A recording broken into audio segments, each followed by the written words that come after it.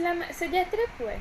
Nama saya ialah Syarmini anak perempuan Jayakumar dan nombor matrik saya ialah 10 di AT20F 1600. Hari ini, kumpulan kami akan membentang tentang tajuk berbudi bahasa. Definisi budi bahasa merujuk kepada tutur kata, kelakuan, sopan santun dan tata tertib, akal kebijaksanaan dan perbuatan kebajikan tercantum dalam kata-kata mulia. Dengan kata lain, setiap gerak laku, tutur kata, tata hidup, pemikiran dan perasaan baik terhadap orang lain. Budi bahasa merupakan amalan baik yang perlu ada pada setiap orang agar segala tindakan mereka terpimpin dan tidak menyeleweng dari norma-norma sosial yang dikehendaki dalam masyarakat. Budi bahasa ini penting untuk melahirkan insan yang mulia, unggul dan utopia. Imam Al-Ghazali mengatakan apabila kamu hendak mengenali wajah, lihatlah pada cermin. Tetapi apabila kamu hendak mengenali diri, lihatlah pada wajah. Kata-kata tersebut menggambarkan betapa kepribadian dan akhlak mulia menjadi tali pengukur kepada setiap individu. Sesungguhnya, berakhlak mulia amat dituntut dari sudut budaya, peradaban dan agama kita.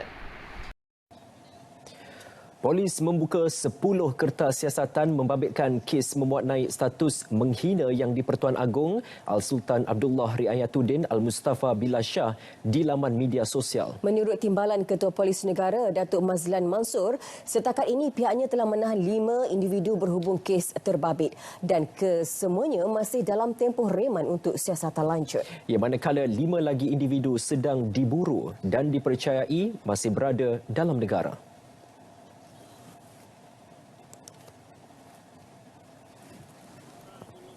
Baru, cuma yang kita ada daripada 10 siasatan yang telah kita buat tu, ada di antara mereka telah pun kita ambil riman dan kita tunggulah keputusan daripada pihak Pelawan Raya.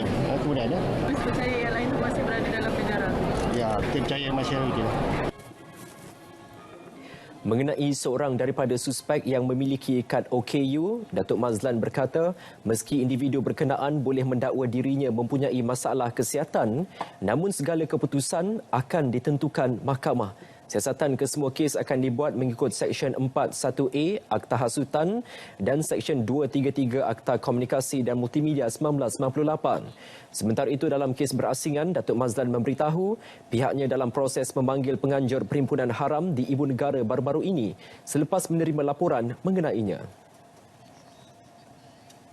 Sekarang saya juga ingin berkongsi mengenai suatu isu yang telah berlaku pada 3 Mac 2020 iaitu tahun lepas disebabkan oleh kekurangan budi bahasa dalam diri masyarakat.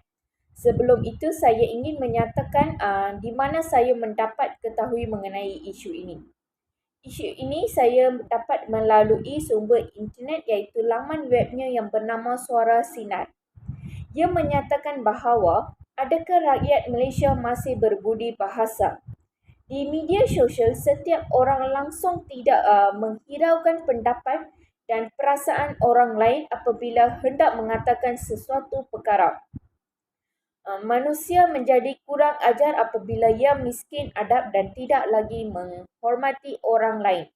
Semalam, iaitu 3 Mac 2020, sekurang-kurangnya 5 laporan diterima berhubungan dengan hantaran berbaur penghinaan terhadap Yang di-Pertuan Agong yang dimuat naik di media sosial setakat ini. Setakat ini 3 orang telah ditahan.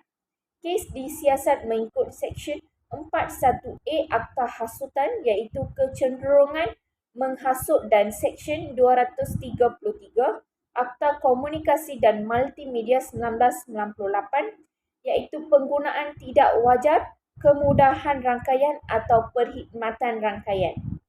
Merajalanan menasihatkan rakyat Malaysia agar menjaga adab dan sopan santun serta menggunakan media sosial dengan tidak membuat komen negatif dan biadab terhadap orang lain.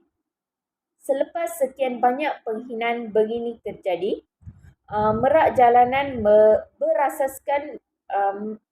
berasaskan menang sudah sampai masa hukuman lebih keras dikenakan terhadap individu yang tiada berbudi bahasa ini. Tepuk dada tanya selera. Sekarang saya juga sertakan link bagi laman web tersebut sebagai bukti. Di sini juga terdapat 2 keratan akhbar yang menyatakan isu yang berlaku disebabkan kekurangan budi bahasa dalam diri masyarakat Malaysia. Selamat pagi Puan, nama saya Pooja, nombor matrik 10DAT20F2020. Hari ini saya ingin membentangkan tentang kepentingan berbudi bahasa. Amalan budi bahasa ini merupakan cerminan diri seseorang. Juga, amalan budi bahasa dapat menunjukkan kepribadian individu yang sebenar. Jika seseorang mengamalkan budi bahasa dalam masyarakat, maka dia menganggap sebagai seorang yang berbudi pekerti, dan jika seseorang itu bersifat sebaliknya, maka dia akan dilihat seperti seorang yang bersikap kurang ajar. Misalnya, seorang tetamu bertanya kepada pegawai di kaunter pertanyaan dan pertanyaan itu disambut baik oleh pegawai itu. Agaknya, apakah yang difikirkan oleh tetamu itu terhadap pegawai tersebut? Semestinya dia membuat andaian bahawa pegawai tersebut merupakan seorang yang berhemat dan berbudi bahasa. Bahkan pula, jika seseorang itu mengamalkan budi bahasa dalam kehidupan seharian, dia pasti akan disanjung dan bukan dirinya sahaja, malahan ibu bapa dan keluarganya juga akan dipandang mulia. Hal ini menunjukkan bahawa ibu bapa tersebut telah berjaya mendidik anak-anaknya sehingga menjadi seorang insan yang berbudi bahasa. Seterusnya, kepentingan amalan budi bahasa dalam masyarakat, termasuklah amalan itu mempengaruhi pembentukan perpaduan kaum dalam sesuatu masyarakat. Budi bahasa ini dapat mewujudkan hubungan yang baik antara anggota masyarakat. Hal ini dapat ditunjukkan jika semua ahli atau lapisan masyarakat mengamalkan budi bahasa ketika berkomunikasi. Nescaya tidak akan ada sesiapa yang akan tergores perasaannya. Tambahan lagi, amalan budi bahasa ini dapat mewujudkan satu situasi yang mendorong masyarakat saling memahami dan menghormati antara satu sama lain. Oleh yang demikian, amalan ini secara tidak langsung akan menjadikan ikatan persaudaraan dan atau silaturahim antara masyarakat menjadi semakin akrab. Tuntasnya, amalan ini dapat mewujudkan suasana yang aman dalam masyarakat hasil daripada pembentukan perpaduan kaum ini. Seterusnya, masyarakat yang berbudi bahasa akan mempamerkan nilai-nilai yang positif seperti memberi layanan yang sopan dan bersikap lemah lembut terhadap pelancong asing. Hal ini penting agar dapat meninggalkan imej yang positif tentang negara kita dalam hati pelancong. Pelancong juga akan mempunyai percutian yang menyeronokkan kerana beranggapan bahawa kedatangan mereka di sini telah dialu-alukan dan dihargai oleh masyarakat tempatan. Oleh itu, pekerja-pekerja dalam jabatan kastam, imigran, pemandu pelancong serta pemandu pengangkutan awam perlulah mainkan peranan yang penting seperti memberikan senyuman dan bertutur dengan nada yang lemah lembut ketika berurusan dengan pelancong asing. Sebagai contoh, negara Jepun sering dijadikan teladan kerana masyarakatnya kaya dengan budi bahasa. Ucapan iras khas maisik yang bermaksud selamat datang dalam bahasa Jepun pasti akan menusuk ke gegendang telinga, tidak kira di mana pelancong berada. Senario ini secara tidak langsung akan menjana ekonomi negara melalui industri pelancongan negara yang kian mendapat sambutan hangat sekiranya Malaysia mempunyai nilai budi bahasa seperti itu. Dengan wujudnya budi bahasa yang tinggi, pelancong dapat menikmati percutian di negara kita justru meningkatkan hasil pendapatan ekonomi negara. Akhirnya, pemimpin yang berdedikasi juga dapat dilahirkan dengan wujudnya nilai budi bahasa yang tinggi. Pemimpin yang budi bahasa sentiasa menitik beratkan kepentingan orang lain daripada kepentingan peribadi. Mereka akan bertindak dengan bijaksana untuk menjaga perasaan pelbagai pihak supaya tiada pihak yang berasa terpinggir akibat hak yang tidak sama rata. Jadi sehubungan dengan itu, golongan remaja merupakan generasi pelapis yang bakal menerajui tampuk kepimpinan negara.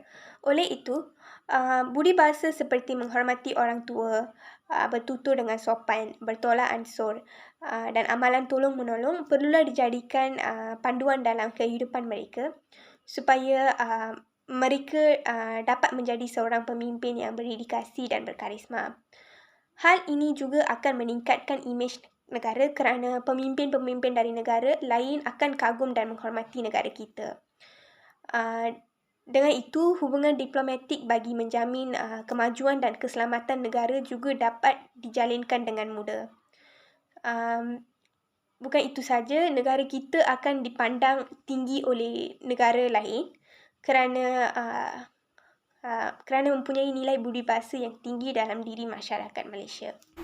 Punca pengabaian berbudi bahasa yang pertamanya ialah kewujudan pelbagai media massa di negara ini dalam tempoh terdekat turut menjejaskan kualiti budi bahasa remaja kita. Pelbagai program yang tersiar, terutamanya penyiaran budaya luar telah mempengaruhi minda remaja kita untuk meninggalkan budi bahasa yang menjadi pegangan masyarakat kita suatu masa dahulu itu. Semakin lama remaja menonton program yang sebegini, semakinlah terjejas konsep budi bahasa yang diterapkan dalam dirinya oleh ibu bapa dan pihak masyarakat itu. Selain itu, kurang menekankan aspek berbudi bahasa dan lebih mengutamakan aspek peperiksaan di sekolah. Pendidikan di sekolah hendaklah menekankan keperluan membentuk pelajar menjadi insan yang seimbang peribadinya dalam segi jasmani, rohani dan intelektual. Sesungguhnya, kejayaan pihak pengurusan sekolah dalam melaksanakan tugasnya bakal menghasilkan remaja yang berbudi bahasa itu. Punca pengabaian berbudi bahasa yang terakhir ialah kurang perhatian dari kerajaan juga menjadi punca kepada masalah budi bahasa semakin merosot. Program khidmat negara merupakan satu aktiviti yang baik, tetapi beberapa penelitian harus dilaksanakan terutamanya menekankan lebih banyak konsep budi bahasa yang praktikal untuk diamalkan oleh remaja zaman ini. Remaja yang menyertai program sebegini akan berinteraksi sesama sendiri untuk satu tempoh yang lama, lalu penyemayan budi bahasa boleh dilaksanakan dengan mudah. Seterusnya, kempen budi bahasa yang dijalankan juga banyak tidak berkesan. Selamat sejahtera puan, nama saya Hema anak perempuan Kubalan, nombor matrik 10 DAT 20F2030. Saya ingin membincangkan mengenai kesan negatif jika tidak mengamalkan amalan berbudi bahasa. Kesan buruk jika tidak mengamalkan amalan berbudi bahasa ini akan mendatangkan impak yang negatif terutamanya kepada diri sendiri di mana wujudnya kekurangan kesedaran sivik terhadap harta benda awam. Kemungkinan juga individu tersebut akan dipandang serong oleh masyarakat dan tidak mudah dipercayai oleh orang di sekelilingnya. Seterusnya adalah dari sudut kenegaraan. Sekiranya kita tidak mengamalkan budaya berbudi bahasa, ini akan mencemarkan atau menjejaskan imej negara kita iaitu Malaysia. Seperti mana yang kita ketahui, Malaysia ini bukanlah suatu negara asing bagi dunia luar. Ramai pelancong asing datang melawat negara kita sehinggalah daripada seluruh pelosok dunia, sama ada mereka datang untuk mencari rezeki ataupun sebagai pelancong. Dengan peningkatan pelancong asing di negara kita, maka ekonomi Malaysia akan meningkat. Oleh itu, kita sebagai tuan rumah hendaklah menunjukkan budaya kita yang indah, sopan dan menarik supaya mereka tertarik untuk datang ke negara kita lagi. Media sosial mentransformasikan dunia komunikasi sehingga ada pengguna yang mengalami kejutan. Bukan sedikit yang terjebak dalam amalan tidak berbudi bahasa, tidak beretika dan tidak beradab. Ini medan yang sering disalahgunakan oleh sebahagian pengguna media sosial. Media sosial adalah bagai serampang dua mata. Ia boleh membawa kebaikan jika digunakan dengan bijaksana, tetapi boleh menghancurkan diri masyarakat dan negara jika disalahgunakan. Kesan penggunaan media sosial oleh individu yang tidak berbudi bahasa secara meluas menyebabkan fitnah kepada individu, parti politik, perniagaan, persatuan, syarikat, institusi dan sebagainya berlaku. Begitu komen sudah tersebar, ia sama sekali sukar untuk dibendung dan ditarik balik. Lagi panas dan kontroversi komen, lagi cepat mendapat reaksi balas. Jika anda rajin meneliti sesetengah pihak, anda akan terkejut besar dengan kata-kata dan wacana yang diketengahkan. Kata-kata berkenaan bukan sahaja kesan tetapi begitu menghiris dan berbaur fitnah, hasutan dan penghinaan. Hakikatnya semua itu membayangkan betapa ada pengguna media sosial yang menulis tanpa banyak berfikir tetapi dikuasai emosi. Mereka bukannya tidak berakal tetapi mereka tidak berbudi bahasa. Selamat pagi kepada Puan Nur Izzati. Nama saya ialah Jayasri Kanisa dan nama matrik saya 10DAT-F2039. Hari ini saya akan membentang tentang cara-cara memupuk amalan berbudi bahasa. Pertamanya, ibu bapa perlu mendidik anak-anak sejak kecil. Mendidik anak-anak sejak kecil dengan adanya didikan ibu bapa, maka anak-anak akan memberi amalan berbudi bahasa dalam diri sendiri mereka. Selain itu, ibu bapa juga harus menunjukkan teladan yang baik kepada anak-anak mereka. Contohnya, apabila ibu bapa menghormati orang tua di hadapan anak-anak mereka akan secara semula jadinya mengikuti perubatan ibu bapa mereka kerana bapa pore anak rintik. Ibu bapa haruslah menasihati anak-anak mereka supaya menghormati ahli keluarga yang lebih tua seperti datuk dan nenek. Seterusnya, mereka juga perlu mengajar anak-anak supaya menggunakan panggilan yang betul semasa berada di rumah. Di samping itu, ibu bapa mestilah sentiasa membawa mereka untuk mengikuti program seperti kempen dan ceramah yang dianjurkan oleh pihak tertentu yang menjurusu kepada usaha-usaha untuk memupuk nilai-nilai murni. Oleh itu, peranan ibu bapa dalam memupuk amalan ini amat diperlukan kerana setiap pembelajaran itu bermula dari rumah dan ibu bapa harus sabar dalam mendidik anak-anak. Keduanya, pihak sekolah juga memainkan peranan untuk meningkatkan amalan budi bahasa di negara kita. Pihak sekolah seperti kelab bimbingan dan kaunseling boleh memberi nasihat kepada pelajar agar sentiasa mengamalkan nilai-nilai murni seperti rajin, tanggungjawab dan sebagainya dalam rutin kehidupan mereka. Selain itu, cara ini dapat membolehkan pelajar yang menjadi pelajar yang cemerlang. Oleh itu, guru haruslah memberi didikan moral kepada murid supaya mereka dapat menghayati 36 nilai murni yang tergandung dalam sukutan pelajaran pendidikan moral. Misalnya, nilai amanah, nilai kesederaan dan lain-lain. Nilai-nilai moral dapat menjadikan pelajar sebagai seorang modal insan yang mulai dan juga beradab sopan. Bekas Perdana Menteri Tunku Dr. Mahathir Mohamad pernah menyatakan bahawa kita perlu mencontohi sikap masyarakat Jepun.